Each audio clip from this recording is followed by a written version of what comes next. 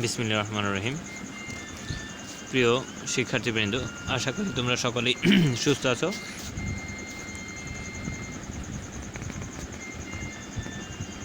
আজকে আমি একাদশ ও দ্বাদশ শ্রেণীর সমাজকর্ম প্রথম পত্র তৃতীয় অধ্যায় সমাজকর্মের মূল্যবোধ ও নীতিমালা এই বিষয়টি নিয়ে আলোচনা করব। আমি মোহাম্মদ ইব্রাহিম খলিল, প্রভাষক সমাজকর্ম, Solla school and college, Faridganj, Chandpur. তো চলো শিক্ষার্থীবৃন্দরা, আজকে আমরা আলোচ্য বিষয়গুলো নিয়ে আলোচনা করি। আমাদের আজকের আলোচ্য বিষয় হচ্ছে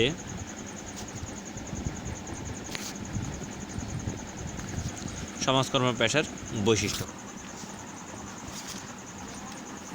প্রতিটি পেশার ন্যায় সমাজকর্মের কতগুলো বৈশিষ্ট্য রয়েছে। প্রতিটি পেশার কিছু বৈশিষ্ট্য থাকে, সেক্ষেত্রে সমাজকর্মেরও কিছু বৈশিষ্ট্য রয়েছে। তো মানবরচিত ও সাহায্যকারী পেশা হিসেবে সমাজকর্ম এমন কতগুলো বৈশিষ্ট্য ধারণ করে যা তাকে অন্যান্য পেশা থেকে স্বতন্ত্র বৈশিষ্ট্য দান করে। অন্যান্য পেশার ন্যায় সমাজকর্ম পেশারও সুনির্দিষ্ট কতগুলো বৈশিষ্ট্য রয়েছে, যা নিচে উপস্থাপন করা হলো।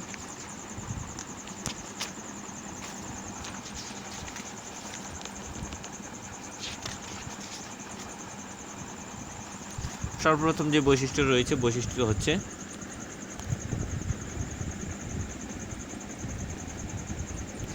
সমাজকর্ম একটি বহুমাত্রিক পেশা। সমাজকর্ম সমাজের সুবিধাবঞ্চিত ও সমস্যাগ্রস্ত জনগণের জন্য একটি বহুমুখী দৃষ্টিভঙ্গি সম্পূর্ণ মানবিক পেশা হিসেবে স্বীকৃত। সমগ্র সমাজ তথা সমাজস্থ ব্যক্তি, দল ও সমষ্টি এর অন্তর্ভুক্ত বিষয়। আর্মন্ড মরলেস এবং B.W. শেপার বলেন, বস্তুতপক্ষে সমাজকর্ম একটি ব্যাপক দৃষ্টিভঙ্গি সম্পূর্ণ পেশা, যা মানব জীবনের প্রতিটি দিক এবং উপাদান নিয়ে বিবৃত। তারপর হচ্ছে উন্নত জীবনমানের নিশ্চয়তা বিধান। উন্নত জীবনমানের নিশ্চয়তা বিধান সমাজকর্ম পেশার বৈশিষ্ট্যগুলোর মধ্যে অন্যতম একটি বৈশিষ্ট্য। সমাজকর্ম সমাজের উন্নতির জন্য প্রতিশ্রুতিবদ্ধ। এই জায়গায় সমাজকর্ম অন্যান্য পেশা থেকে স্বতন্ত্র বৈশিষ্ট্যের অধিকারী। যেমন, কেননা সমাজকর্মীরা সমাজের উন্নয়ন ও ইতিবাচক পরিবর্তনের লক্ষ্যে কাজ করে থাকে, তাই সমাজকর্মীরা সমাজের চিকিৎসক হিসেবে পরিচিত। সেজন্যই একজন সমাজকর্মী যখন সমাজে বিভিন্ন ধরনের সমস্যা সৃষ্টি হয়, সেই সমস্যা থেকে সমাজকে উন্নত এবং সমাজকে আরেকটু ভালো করার জন্য বিভিন্নভাবে বিভিন্ন উপায়ে সমস্যার সমাধান করার চেষ্টা করেন এবং সমাজে উন্নত জীবনমানের নিশ্চয়তা বিধান নিশ্চিত করেন। মূল্যবোধ নির্দেশিত। সমাজকর্ম এক মূল্যবোধ নির্দেশিত পেশা। এটি সমাজকর্মের অন্যতম বৈশিষ্ট্য। প্রতিটি পেশার ন্যায় সমাজকর্মের কতগুলো মূল্যবোধ রয়েছে।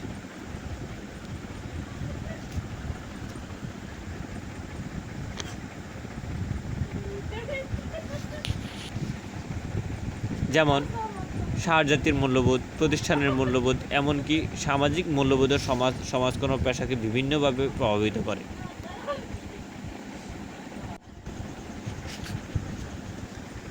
পেশাগত সম্পর্ক। পেশাদার সমাজকর্মের অন্যতম বৈশিষ্ট্য হচ্ছে পেশাগত সম্পর্ক স্থাপন করা। ক্লায়েন্টের সাথে একজন সমাজকর্মী তার ক্লায়েন্টের সাথে যে সম্পর্কে, সে সম্পর্কে বলা হয় র্যাপো। তো যখন একজন সাহায্যার্থী একজন সমাজকর্মীর কাছে তার সমস্যাগুলো একেবারে খুব ভালোভাবে বলতে না পারবেন, তাহলে সেক্ষেত্রে একজন সমাজকর্মী কখনোই তাকে সুষ্ঠু সমাধান দিতে পারবে না। তো সেক্ষেত্রে সুষ্ঠু সমাধান পেতে গেলে সাহায্যার্থীর সাথে সমাজকর্মীর সম্পর্কটা হতে হবে একেবারে নিবিড় এবং বিশ্বাসযোগ্য। পদ্ধতি নির্ভর। পেশাগত সমাজকর্ম মূলত পদ্ধতি নির্ভর। এই জন্য সমাজকর্মকে বৈজ্ঞানিক পদ্ধতি সম্পূর্ণ সাহায্যকারী পেশা বলা হয়। প্রাতিষ্ঠানিক সেবাকর্ম। আধুনিক সমাজকর্ম পেশার অনুশীলন মূলত প্রাতিষ্ঠান ভিত্তিক।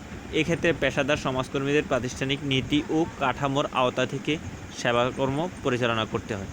এই সেবাকর্মের সফলতা ও ব্যর্থতা অনেকাংশেই নির্ভর করে সহজাতীয় সমাজকর্মীর মধ্যকার সম্পর্কের বোঝাপড়ার উপর। যে পর্যন্ত সহজাতীয় সমাজকর্মের বোঝাপড়া সম্পূর্ণভাবে এক না হবে, মানে একই জায়গায় বিশ্বাসযোগ্যতার জায়গায় না আসবে, সেই পর্যন্ত কখনই সফলতা পাওয়া যাবে না। এই ধরনের যথাযথ অনুশীলন সমাজকর্ম পেশাকে স্বতন্ত্র রূপ দিতে সক্ষম। ব্যক্তি ও পরিবেশের প্রতি গুরুত্ব আরোপ। সমাজকর্ম পেশার একটি অপরিহার্য অর্থাৎ অন্যতম বৈশিষ্ট্য হলো এটা ব্যক্তি ও পরিবেশের প্রতি বিশেষ গুরুত্ব দিয়ে থাকে, যাতে সমস্যাগ্রস্ত ব্যক্তি বা সহযাত্রী তার সুপ্ত ক্ষমতার বিকাশ ঘটিয়ে যথাযথ সামাজিক ভূমিকা পালনে সক্ষম হয়। সমাজ জীবনের সকল দিকে অন্তর্ভুক্তি। একেবারে সমাজকর্মের এটি অন্যতম একটি বৈশিষ্ট্য। সমাজ জীবনের সকল দিকে অন্তর্ভুক্তি থাকে, সমাজকর্ম পেশার অন্তর্ভুক্তি রয়েছে। এটা সমাজকর্ম পেশার অন্যতম বৈশিষ্ট্য হিসেবে পরিগণিত করা হয়। এছাড়াও আরও অনেকগুলো বৈশিষ্ট্য রয়েছে, যেমন জনকল্যাণমুখী। সমাজকর্ম পেশার অন্যতম একটি পয়েন্ট হচ্ছে জনকল্যাণমুখী, কারণ সমাজকর্মের প্রত্যেকটি কাজই হচ্ছে জনকল্যাণমুখী, যাতে জনগণের সেবা সুনিশ্চিত যেন হয়, মানুষের বিভিন্ন সমস্যার যেন সমাধান হয়, সেই জন্যই মূলত সমাজকর্ম পেশাটি পরিচালিত হয়ে আসছে। বিশেষ জ্ঞান ও যোগ্যতা। সমাজকর্ম পেশা মানে একজন পেশাদার সমাজকর্মী অবশ্যই যথেষ্ট জ্ঞান থাকতে হবে এবং যোগ্যতা থাকতে হবে, প্রাতিষ্ঠানিক যোগ্যতা থাকতে হবে, জ্ঞান এবং বিভিন্ন সমাজকর্মীরা স্বীকৃত প্রতিষ্ঠানে নির্দিষ্ট মানের শিক্ষা কার্যক্রমে অংশগ্রহণ করতে হয় এবং বিশেষ জ্ঞান ও যোগ্যতা অর্জন করতে হয়। তারপরে হচ্ছে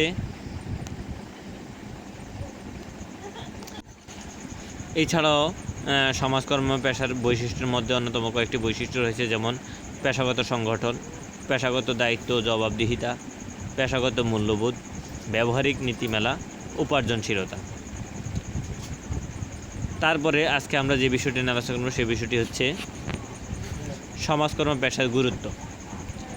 সমাজকর্ম মানব কল্যাণকে কেন্দ্র করে আবর্তিত একটি সাহায্যকারী পেশা, তাই আজকের বিশ্বে সমাজকর্ম পেশার গুরুত্ব ও প্রয়োজনীয়তা ব্যাপকভাবে বৃদ্ধি পেয়েছে। তো আমরা নিম্নে সমাজকর্ম পেশার গুরুত্ব ও প্রয়োজনীয়তা তুলে ধরা হলো। সমাজকর্ম পেশার কেন গুরুত্বপূর্ণ? সমস্যার সমাধান। সমাজকর্ম পেশা এই জন্যই সবচেয়ে বেশি গুরুত্বপূর্ণ, এটি দ্বারা বিভিন্ন মানব জীবনের বিভিন্ন ধরনের সমস্যার সমাধান দিয়ে থাকে। সামঞ্জস্য বিধান।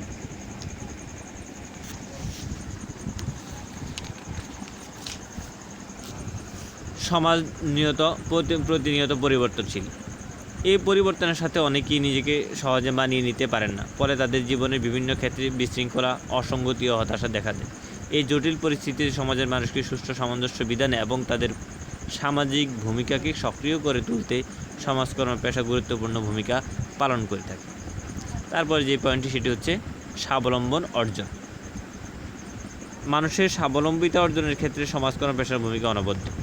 পেশাদার সমাজকর্ম ব্যক্তির মূল্য ও মর্যাদা স্বীকৃতি দেয় এবং বিশ্বাস করে যে ব্যক্তিকে আত্মনির্ভরশীল করে তোলার মাধ্যমেই তার সমস্যার সমাধান সম্ভব। তারপরে হচ্ছে দুর্বল ও অসহায় শ্রেণীর স্বার্থ সংরক্ষণ। সমাজের অবহেলিত, দুর্বল ও পশ্চাৎপদ শ্রেণীর স্বার্থ সংরক্ষণ ও তাদের সেবার ক্ষেত্রে পেশাদার সমাজকর্ম কার্যকর ব্যবস্থা গ্রহণ করে থাকে। অবহেলিত, বঞ্চিত ও শোষিত শ্রেণীর অধিকার রক্ষা এবং মানবাধিকার প্রতিষ্ঠা ও সংরক্ষণে সমাজকর্ম পেশার ভূমিকা তাৎপর্যপূর্ণ। এছাড়াও রয়েছে আর্থসামাজিক উন্নয়ন। মানুষ স্বভাবতই উন্নত জীবনযাপনে আগ্রহী। পেশাদার সমাজকর্ম মানুষকে উন্নত জীবনমান অর্জনে সহায়তা করে। জন অংশগ্রহণ নিশ্চিত করা। সমাজ উন্নয়ন ও সামাজিক সমস্যা সমাধানমূলক কার্যক্রমে জনগণের স্বতঃস্ফূর্ত অংশগ্রহণ একান্ত অপরিহার্য। সমস্যা এবং তার গুরুত্ব সম্পর্কে সচেতনতার অভাব, ব্যক্তির দৃষ্টিভঙ্গি, তারপরে হচ্ছে উদ্যমহীনতা প্রভৃতিকে নিয়ন্ত্রণ বা উদাসীন করে রাখে।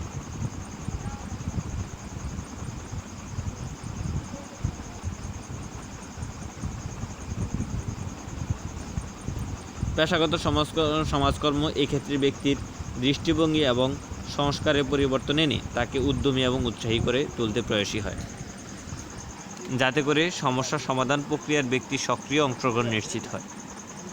সম্পদের সদ্ব্যবহারের ক্ষেত্রে সমাজকর্ম পেশার গুরুত্ব অনস্বীকার্য, অপরিহার্য।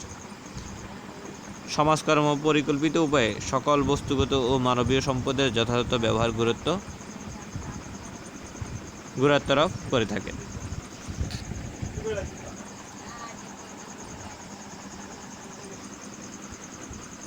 এছাড়াও রয়েছে নীতি ও পরিকল্পনার প্রণয়ন, বাস্তবায়ন।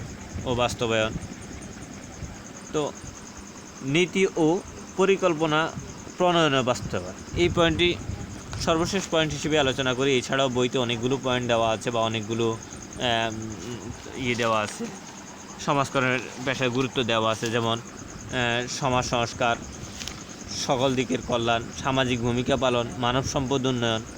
তো আমি নীতি ও পরিকল্পনার প্রণয়ন ও বাস্তবায়ন এই পয়েন্টটি দিয়েই আজকের আলোচনা সম্পন্ন করব ইনশাল্লাহ। সুষ্ঠু নীতি ও পরিকল্পনা উন্নয়নের পূর্বশর্ত।